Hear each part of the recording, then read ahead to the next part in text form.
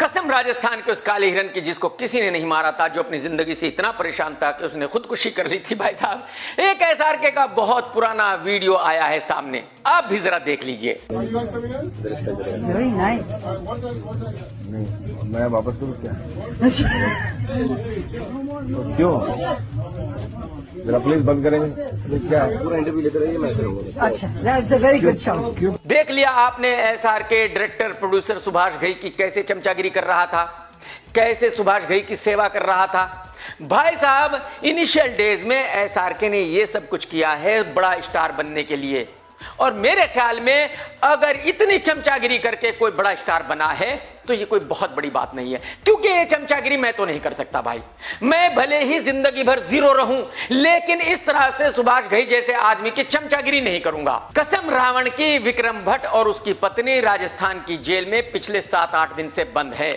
मैं आपको पहले ही बता चुका कि राजस्थान के एक बंदे को इन्होंने लूट लिया था, उसने केस कर दिया। उसी केस में राजस्थान की पुलिस ने हस्बैंड वाइफ को अरेस्ट कर लिया था।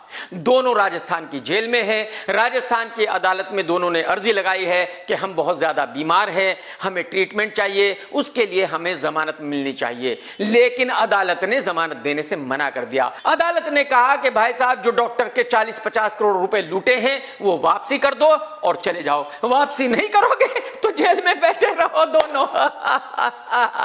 तो दोनों पति पत्नी जेल में बैठे हुए हैं। मुझे बताओ, ऐसे पैसों का क्या फायदा?